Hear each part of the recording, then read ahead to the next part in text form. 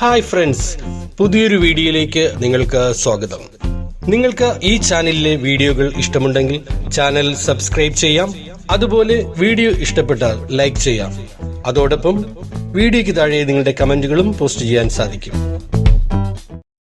നമസ്കാരം, SS മീഡിയയിലേക്ക് നിങ്ങൾക്ക് ഏവർക്കും സ്വാഗതം. ഞാൻ ഷൈൻസി. ദിവസേന 10 ചോദ്യങ്ങളെങ്കിലും പഠിക്കാം എന്ന ഇന്നത്തെ ക്ലാസ്സിലേക്ക് നിങ്ങൾക്ക് ഒരിക്കൽ കൂടി സ്വാഗതം. ഇന്നത്തെ ആദ്യത്തെ ചോദ്യം: ആന്ധ്രാപ്രദേശിൽ നിന്നും ഡൽഹിയിലേക്ക് പാൽ എത്തിക്കുന്നതിന് വേണ്ടി സെൻട്രൽ റെയിൽവേ സ്റ്റേഷൻ ആരംഭിച്ച സ്പെഷ്യൽ ട്രെയിനിന്റെ പേര്. ചോദ്യം ഇതാണ്: ആന്ധ്രാപ്രദേശിൽ നിന്നും ഡൽഹിയിലേക്ക് പാൽ എത്തിക്കുന്നതിന് വേണ്ടി ഇപ്പോൾ ഒരു സ്പെഷ്യൽ ട്രെയിൻ ഏർപ്പെടുത്തിയിട്ടുണ്ട്. ആ ട്രെയിനിന്റെ പേര് എന്തെന്നുള്ളതാണ്. ദൂത് ദുരന്തോ എന്നറിയപ്പെടുന്ന ഒരു സ്പെഷ്യൽ ചരക്ക് ട്രെയിനാണ് ഇപ്പോൾ ആന്ധ്രാപ്രദേശിൽ നിന്നും പാൽ എത്തിക്കുന്നതിന് വേണ്ടി, ഡൽഹിയിലേക്ക് പാൽ എത്തിക്കുന്നതിന് വേണ്ടി സെൻട്രൽ റെയിൽവേ ഏർപ്പാട് ചെയ്തിരിക്കുന്നത്. രണ്ടാമത്തെ ചോദ്യം: access to COVID-19 tools ACT accelerator സംരംഭം ആരംഭിച്ച സംഘടന.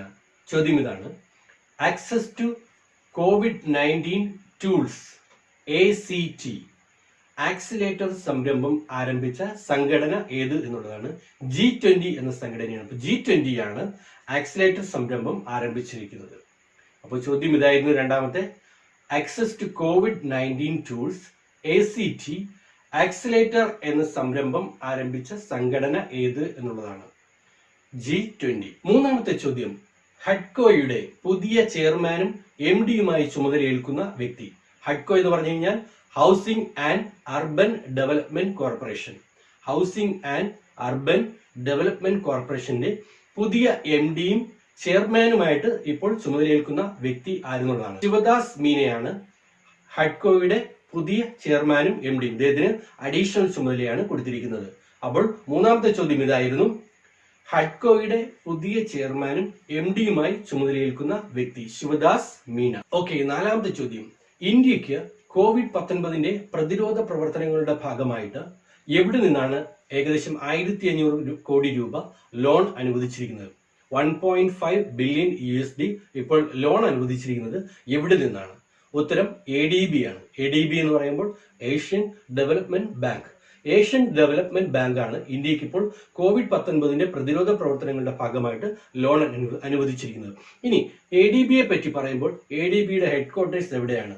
ADB-യുടെ ഹെഡ്ക്വാർട്ടേഴ്സ് എന്ന് പറയുന്നത് മെട്രോ മനില, ഫിലിപ്പീൻസിലാണ്. അപ്പോൾ ഫിലിപ്പീൻസിലാണ് ADB-യുടെ ഹെഡ്ക്വാർട്ടേഴ്സ് എന്ന് പറയുന്നത്. ആരാണ് ADB-യുടെ പ്രസിഡന്റ്?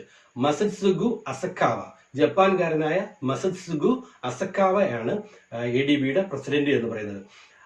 1966 December 19 ADB സ്ഥാപിതമായി. അപ്പോൾ ADB സ്ഥാപിതമായിരിക്കുന്നത് 1966 ഡിസംബർ 19.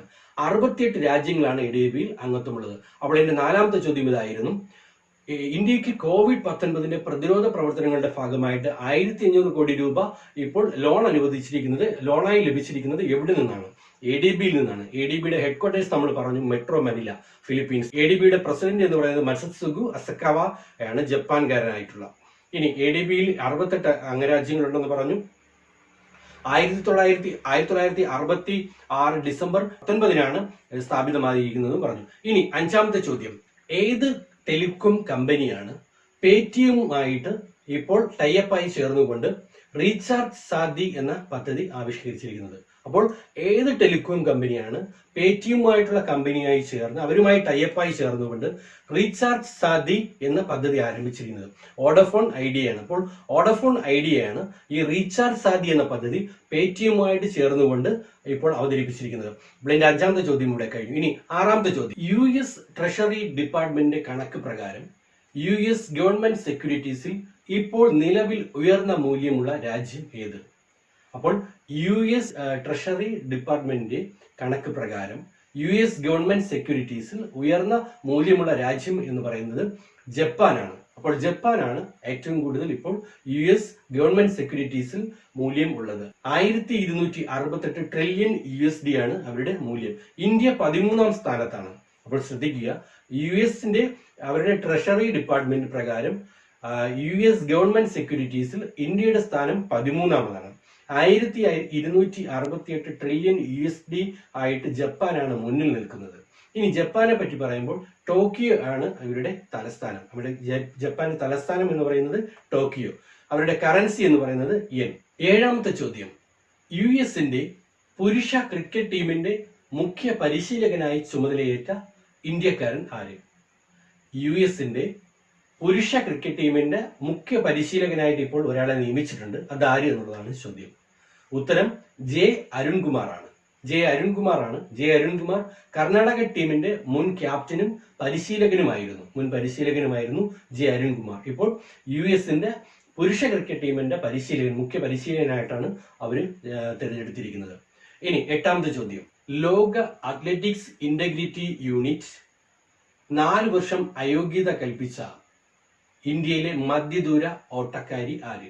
അപ്പോൾ ഇന്ത്യയിലെ ഒരു മധ്യദൂര ഓട്ടക്കാരിയെ വേൾഡ് അത്ലറ്റിക്സ് ഇന്റഗ്രിറ്റി യൂണിറ്റ് 4 വർഷം അയോഗ്യത കൽപ്പിച്ചിട്ടുണ്ട്. ആരാണ് എന്നുള്ളതാണ് ചോദ്യം. ജുമാ ഖാത്തൂനാണ് ആ ഇന്ത്യക്കാരി. ചോദ്യം ഒരിക്കൽ കൂടി, വേൾഡ് അത്ലറ്റിക്സ് ഇന്റഗ്രിറ്റി യൂണിറ്റ് 4 വർഷം അയോഗ്യത കൽപ്പിച്ച മധ്യദൂര ഓട്ടക്കാരി ജുമാ ഖാത്തൂൻ.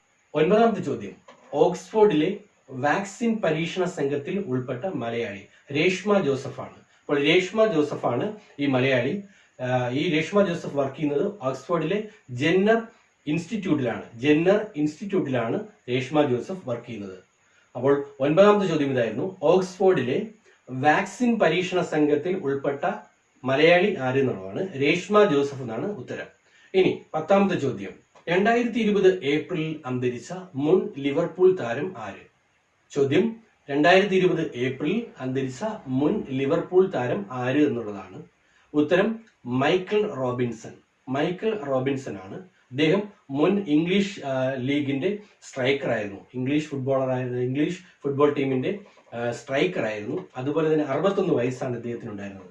അദ്ദേഹമാണ് ഈ കഴിഞ്ഞ ദിവസം അന്തരിച്ചത്.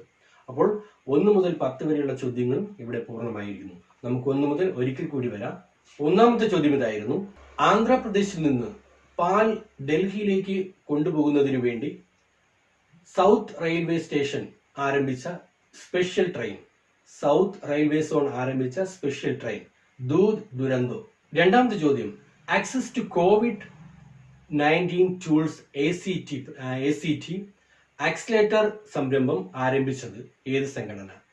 Access to COVID-19 tools ACT accelerator സംരംഭം ആരംഭിച്ച സംഘടന G20 ആണ്. അപ്പോൾ G20 ആണ് ഈ സംരംഭം ആരംഭിച്ചിരിക്കുന്നത്. മൂന്നാമത്തെ ചോദ്യം, ഹഡ്കോയുടെ പുതിയ ചെയർമാനും MD-യുമായിട്ട് നിയമിതനായിരിക്കുന്നത് ആര്? മൂന്നാമത്തെ ചോദ്യം ഇതായിരുന്നു, ഹഡ്കോയുടെ പുതിയ MD-യും ചെയർമാനുമായിട്ട് നിയമിതനായിരിക്കുന്നത് ശിവദാസ് മീനയാണ് ഹഡ്കോയുടെ പുതിയ MD-യും ചെയർമാനും. നാലാമത്തെ ചോദ്യം, ഇന്ത്യക്ക് COVID-19 പശ്ചാത്തലത്തിൽ 1.5 ബില്യൺ USD ലോണായിട്ട് അനുവദിച്ചിരിക്കുന്നത് എവിടെ നിന്നാണ്? ADB-യിൽ നിന്നാണ്. ഏഷ്യൻ ഡെവലപ്മെന്റ് ബാങ്കിൽ നിന്നാണ് ലോണായിട്ട് ഏകദേശം 1500 കോടി രൂപ അനുവദിച്ചിരിക്കുന്നത്. അഞ്ചാമത്തെ ചോദ്യം, ഏത് ടെലികോം കമ്പനിയാണ് ഇപ്പോൾ പേടിഎമ്മുമായി ടൈപ്പ് ചേർന്നുകൊണ്ട് റീചാർജ് സാധി എന്ന പദ്ധതി ആരംഭിച്ചിരിക്കുന്നത്? അപ്പോൾ ഏത് ടെലികോം കമ്പനിയാണ് പേടിഎമ്മുമായി ചേർന്നുകൊണ്ട് റീചാർജ് സാധി എന്ന പദ്ധതി ആരംഭിച്ചിരിക്കുന്നത്? Vodafone idea. ആറാമത്തെ ചോദ്യം, US ട്രഷറി ഡിപ്പാർട്ട്മെന്റിന്റെ കണക്ക് പ്രകാരം US ഗവൺമെന്റ് സെക്യൂരിറ്റീസിൽ ഉയർന്ന മൂല്യമുള്ള രാജ്യം ഏത്? ജപ്പാനാണ്. അപ്പൊ ജപ്പാനാണ് 1268 ട്രില്യൺ USD മൂല്യം ഉള്ളത്. ഇനി ഏഴാമത്തെ ചോദ്യം, US പുരുഷ ക്രിക്കറ്റ് ടീമിന്റെ മുഖ്യ പരിശീലകനായി ചുമതലയേൽക്കുന്നത് ആര്? US പുരുഷ ക്രിക്കറ്റ് ടീമിന്റെ മുഖ്യ പരിശീലകനായി ചുമതലയേൽക്കുന്നത് ജെ അരുൺകുമാർ. കർണാടകയുടെ മുൻ ക്യാപ്റ്റനും പരിശീലകനുമായ ജെ അരുൺകുമാർ. എട്ടാമത്തെ ചോദ്യം, ലോക അത്ലറ്റിക് ഇന്റഗ്രിറ്റി യൂണിറ്റ് 4 വർഷം അയോഗ്യത കൽപ്പിച്ച ഇന്ത്യക്കാരിയായിട്ടുള്ള മധ്യദൂര ഓട്ടക്കാരി ആരാണ്? ലോക അത്ലറ്റിക് ഇന്റഗ്രിറ്റി യൂണിറ്റ് 4 വർഷം ഇപ്പോൾ അയോഗ്യത കൽപ്പിച്ച ഇന്ത്യക്കാരിയായിട്ടുള്ള ആ മധ്യദൂര ഓട്ടക്കാരി ജുമാ ഖാത്തൂൻ. ഒൻപതാമത്തെ ചോദ്യം, ഓക്സ്ഫോർഡിലെ വാക്സിൻ പരീക്ഷണ സംഘത്തിൽ ഉൾപ്പെട്ട ഏക മലയാളി രേഷ്മ ജോസഫ്. പത്താമത്തെ ചോദ്യം, 2020 അന്തരിച്ച മുൻ ലിവർപൂളിന്റെ താരം ആര്? Michael Robinson. ഇന്നത്തെ 10 ചോദ്യങ്ങളും ഇവിടെ പൂർണ്ണമായിരിക്കുന്നു. ഇനി നിങ്ങൾക്കുള്ള ചോദ്യം ഇതാണ്, ലോകത്തിലെ ഏറ്റവും വലിയ ഫുട്ബോൾ സ്റ്റേഡിയം ചൈനയിലെ ഏതു നഗരത്തിലാണ് ഇപ്പോൾ നിർമ്മാണം തുടങ്ങിയിരിക്കുന്നത്?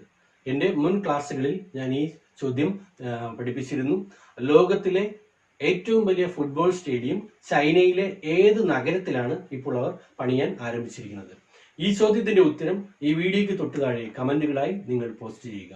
ആദ്യം പോസ്റ്റ് ചെയ്യുന്ന വിജയിക്ക് ദിവസേന 1 GB എന്നുള്ള സമ്മാനം ലഭിക്കുന്നതായിരിക്കും. കൂടാതെ നിങ്ങൾക്ക് ഈ വീഡിയോ ഇഷ്ടമാകുകയാണെങ്കിൽ സബ്സ്ക്രൈബ് ചെയ്യുക. നിങ്ങളുടെ കൂട്ടുകാർക്കും ഷെയർ ചെയ്യുവാൻ മറക്കരുത്. Thank you.